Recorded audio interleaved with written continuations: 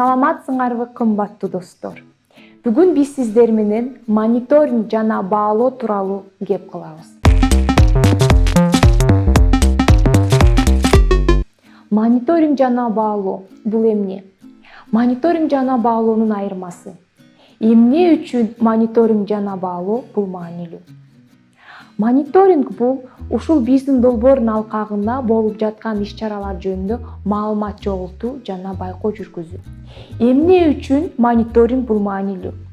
Себеп биздин иш-чарабызды, биздин долбоорубузду кадам сайын биз баалап турушубуз керек. Канчалык биздин аткарган жумуштарыбыз, биздин иш-чараларыбыз канчалык деңгээлде пайдалуу же пайдасыз, таасирдүү же таасири жок. Ошондуктан биз мониторинг жүргүзөбүз. Мониторингдин бир нече ыкмасы бар. Ыкмалардын жардамы менен биз мониторинг жүргүзөбүз. Эң биринчи ыкма бул пре жана пост тест жүргүзүү. Тажрыйбаңыз болсо керек, тренингтерге же семинарга катышканда иш-чаранын башына пре-тест жүргүзүлөт, иш-чаранын аягында пост-тест жүргүзүлөт. Ал эмне үчүн керек? Канчалык ушул биздин тренинг же семинар же кандайдыр бир иш-чара канчалык пайдалуу болду, канчалык жаңы маалыматтарды алып келди, канчалык өзгөрүү болду катышуучуларда же болбой калдыбы. Ошону баалаш үчүн бизге пре жана пост-тест жардам берет. Экинчи ыкма болсо бул сурамжылоо жүргүзүү. Сурамжылоо бул тест түрүндө болушу мүмкүн, ачык жана жабык суроолор түрүндө болушу мүмкүн. Сурамжылоо жүргүзгөндө биз катышуучулардан негизги маалыматты чогултуп алсак болот. Иш-чара силерге жактыбы? Долбоор пайдалуу болуп жатабы? Өзүңөргө кандай жаңы маалымат алдыңар? Кандайдыр өзгөрүү болдубу деген суроолорго катышуучулар жооп бергенде биз жоопторду алып туруп анализдеп көрөбүз. Анализдегенден кийин биз бааласак болот, канчалык биздин иш-чарабыз пайдалуу же пайдасыз болуп жаткан. Же кандайдыр иш-чараны уюштуруп жатканда, долбоорду уюштуруп жатканда кандайдыр биз тараптан кандайдыр катачылык кетиши мүмкүн. Ошондуктан ушул мониторингдин ыкмалары сурамжылоо же кандайдыр тест бизге жардам бериши мүмкүн. Дагы бир ыкма жөнүндө айтып берсем, бул байкоо жүргүзүү. Байкоо жүргүзүү бул иш-чаранын кандайдыр долбоордун алкагында болуп жаткан иш-чараны байкоо жүргүзүү. Бул ушул байкоо жүргүзгөн адам, мониторинг жүргүзгөн адам байкоого келет дагы байкоо жүргүзөт. Канчалык деңгээлде иш-чара кызыктуу болуп жатабы? Канчалык деңгээлде биздин катышуучулар активдүү катышып жатабы ушул иш-чарага? Канчалык деңгээлде ушул иш-чаранын таасири барбы, таасири жокпу? Ушул нерсени баалаш үчүн байкоо ыкмасы жардам берет. Ошондой эле төртүнчү ыкма бар, бул интервью. Бул жеке интервью. Бул жерде мониторинг жүргүзгөн адам ушул долбоордун катышуучуларынын бирөөсүн чакырып туруп интервью алат. Бул жеке интервью. Жеке интервьюдагы суроо берет, ушул суроого жооп алат. Суроо дагы ушул долбоорго байланыштуу суроолор болуш керек. Мисалы үчүн, ушул долбоор кандайдыр жашооңузду өзгөрттүбү?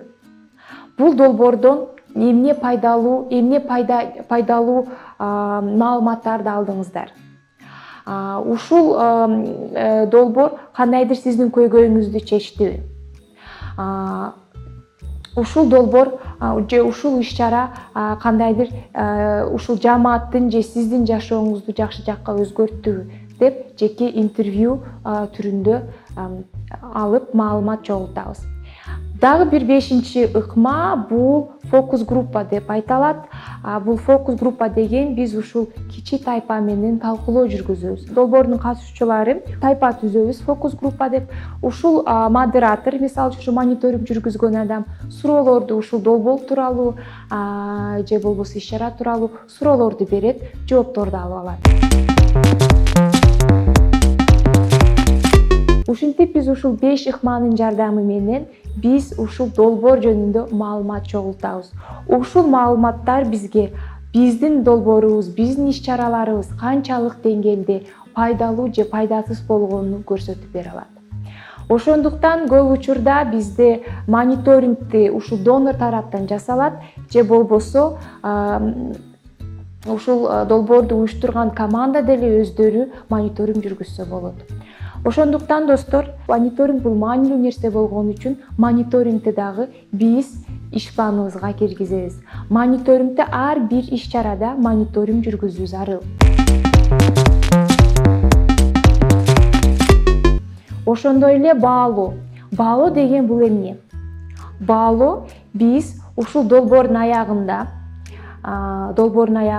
канчалык деңгээлде биз максатыбызга жеттикпи, долбоордун максатына жеттикпи, же болбосо биз алдын ала койгон проблемага кандайдыр таасир бердикпи, проблеманы чече алдыкпы деген маалыматты биз каяктан алабыз? Баалоо процесстин жардамы менен биз ушул маалыматты чогултуп туруп, анализ кылып, ошондо бааласак болот. Баалоону жүргүзүп жатканда ошондой эле ыкмалардын жардамы менен баалоо жүргүзөбүз. Бул пре жана пост тест болушу мүмкүн, бул сурамжылоо болушу мүмкүн, бул интервью болушу мүмкүн, бул байкоо жүргүзүү болушу мүмкүн, фокус группа болушу мүмкүн. Бирок айырмасы кандай? Мониторингди биз ушул долбоордун алкагына болуп жаткан иш-чараларды баалайбыз, маалымат чогултабыз, анализ кылабыз. Баалоо процесс болсо бул долбоор бүткөндөн кийин биз финалдык баалоо жүргүзөбүз. Канчалык биздин долбоорубуз ушул баардык иш-чаралардын баары кандайдыр натыйжа бердиби, кандайдыр пайдасын алып келдиби? Ошондуктан баалоо жүргүзүп жатканда бул жерде долбоордун катышуучулары эле эмес, бул жерде жаамат, ушул катышуучулардын ата-энелери, бул мугалимдер болушу мүмкүн. Ошолордун жардамы менен, ошолордон маалымат алып туруп, биз кандайдыр өзүбүздүн долбоорубузду бааласак болот. Канчалык деңгээлде биздин долбоорубуз пайдалуу же пайдасыз болгондугун. Ошондуктан достор, мониторинг жана баалоо бул маанилүү. Мониторинг процесс дагы, баалоо процесс дагы дайыма биз долбоорду уюштуруп жатканда ушул мониторинг менен мониторинг жүргүзүш керек, анан долбоордун аягында баалоо жүргүзүш керек. Эми достор, сиздерге практикалык тапшырма. Командаңыз менен отуруп алып, ар бир иш-чараны карап чыгасыздар. Ушул ар бир иш-чараны сиздер кантип баалайсыздар? Кантип маалымат чогултасыздар? Кайсы ыкманын жардамы менен? Ошол ыкмаларды аныктап бүткөндөн кийин ушул мониторинг жумушуңузду иш планыңызга киргизесиздер. Эгерде мониторинг боюнча же баалоо боюнча сиздерде кандайдыр суроо болсо, же мен тараптан кандайдыр кошумча консультация керек болсо, мага кайрылсаңыз болот. Менин WhatsApp номерим аркылуу байланышсаңыз болот.